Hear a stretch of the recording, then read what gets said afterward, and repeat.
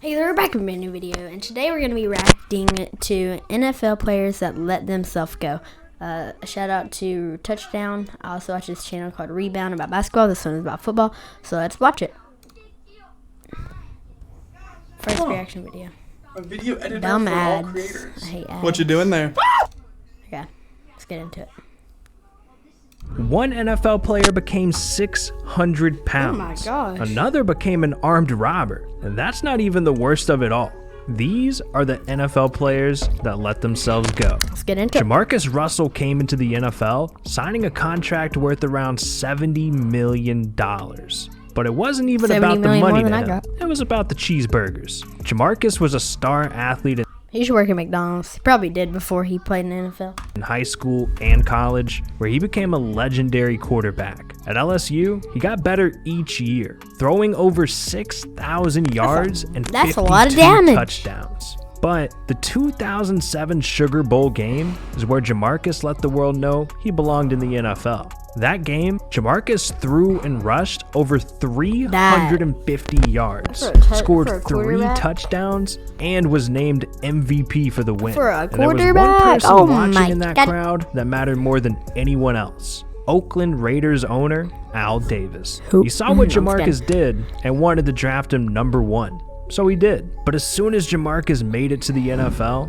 all the problems came out. He refused to study or practice unless he was paid a contract he wanted. So the Raiders rearranged the deal and gave him $68 million. That's a You'd lot think this would be of enough money to money. play the sport you love for a Do living. anything with But that, you can when buy a Jamarcus bunch joined the of team, houses. he wasn't prepared for games and looked out of shape on the field. The man was 185 Why you don't get a pounds in big high ego? school. But within just a couple of years, he put on another 80, So you don't ballooning get a up to big ego, guys. 265 at only 6'6". This guy is a pro athlete with a 30.6 BMI. That What's a is BMI? clinically obese. But that wasn't even the worst part about Jamarcus's issues. On Tuesdays, the team studied their opponents and prepared for the next game. And Jamarcus would always skip those days, so the staff tried everything. They even made DVDs of the game plans for Jamarcus to watch at home, but he still never seemed ready to play. So Can't be coaches doing sent that. Jamarcus a blank DVD to see if he'd notice. And the next time they saw him, he said the game plan looked good. Something had to be done. So his teammates came to Jamarcus's house to watch film with him. And that's when they found out about his secret addiction. He'd make them Dumb ads. Addiction to probably Grammarly can help. cheeseburgers. This sentence McDonald's? is grammatically bring 10 Wendy's Wendy's, okay. cheeseburgers as a bribe to watch the film. Oh my and when gosh. the organization found out, it all made sense. They just paid a 300-pound man tens of millions just so he could eat his way out of the league. So they were Someone's on my Fortnite party.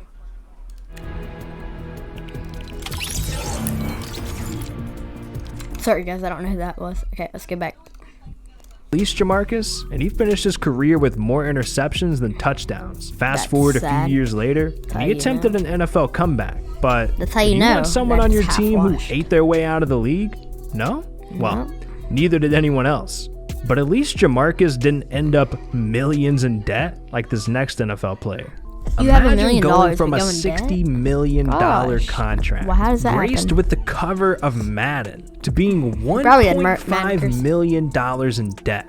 That's exactly what happened to Vince Young. It all started when Vince was drafted to the NFL back in 2006 with the #3 pick. He signed a $25 million contract before ever stepping on a pro field. But Vince turned into one of the biggest busts of all time. In college, Vince was setting records, being the They're banger first best. player ever to pass for 3,000 yards and rush for 1,000 yards in a single season. Just think about this. Lamar Jackson didn't even do that this year, and he's the fastest player in NFL history and a face of the league. But even though Vince didn't know was a that. legend in college, That's once Tyreek. he made it to the NFL, he realized it It's was quarterback, way so- harder to be in this league. By his third season, he was nothing more than an average quarterback. In fact, he threw more interceptions than touchdowns during his 6 Like the years last in the guy. NFL. You can't. So he lost his love for the game and retired in 2011. But hey, at Only least he played walked away 5 with $60 years. million. You save that, and you got enough for a lifetime, even your kid's lifetime. But Vince Young had different plans for his retirement. he decided to spend all of his money on his Cheesecake Factory addiction. Vince would spend $5,000 a week at the restaurant. One employee said he spent $15,000 in one night, but that's just where the reckless spending started. One day, Vince decided he wanted some silence when he flew across the country. So he bought every single seat on a Southwest flight to be by himself, spending around $20,000 on a single flight.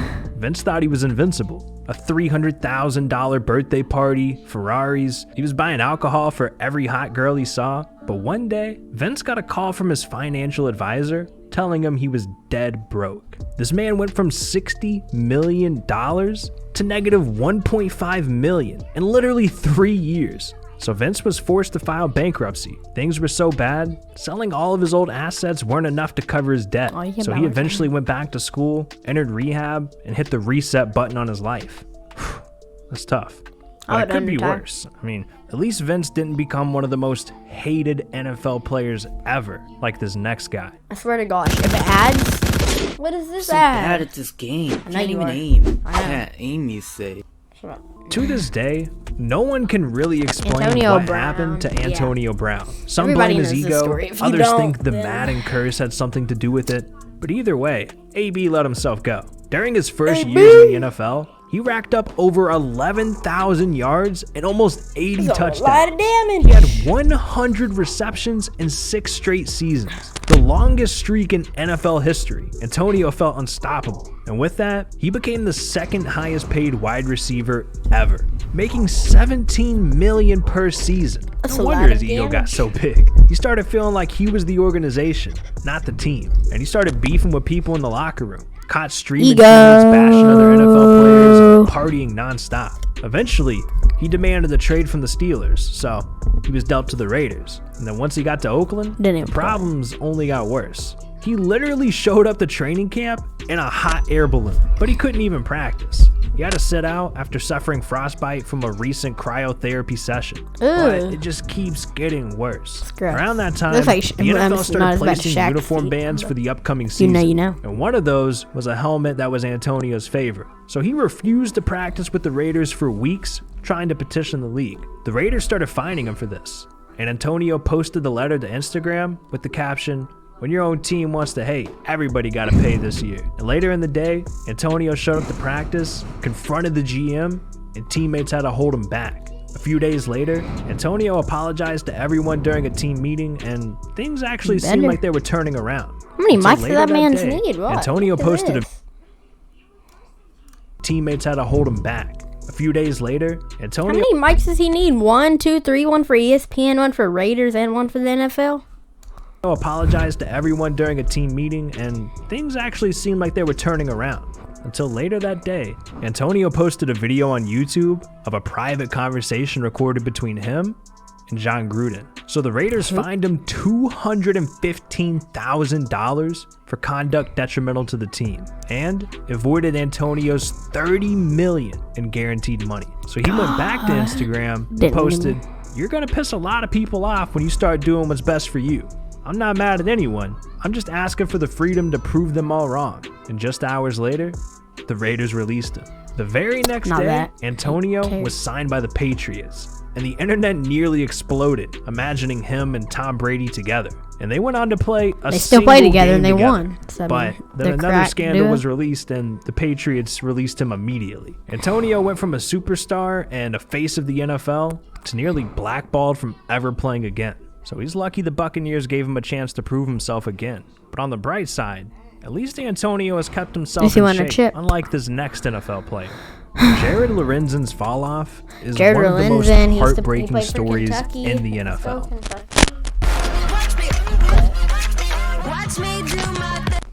I got this right here from Jared Lorenzen Day at UK game. It's a flag for whenever he died, which I think was really cool. But he did let himself go. He was really big. That's why he died. I've always loved sci-fi and the idea of being right on the edge of this. Unlike any pro athlete ever, he was the first to predict his own death. It all started when Jared was a kid. Throughout his teen years, Jared treated sports like his life depended on it. He could have made it to the NBA if he wanted, but he he was even better at football. And I mean, the man was already 240 pounds in high school, so it worked out perfectly. As a junior, Jared passed for a record 2,759 yards and 37 touchdowns. Then during his senior year, he threw for 3,393 yards, 45 touchdowns, and rushed for 15 touchdowns as well. Jared went to Kentucky for college, and there he became even better. He had to drop 40 pounds down to 200 for his coach to let him play, but it was well worth it. Jared spent 4 years at Kentucky, and he threw for over 10,000 yards and 78 touchdowns, both records to this day. But during all this time, Jared's weight was slowly becoming a concern. My bad. By the end of his college career, Jared was 285 pounds. He wasn't the size of a typical quarterback, so no NFL team wanted to draft him. He signed to the Giants as a free agent, but they already had 2 solid quarterbacks, so Jared didn't get much of an opportunity.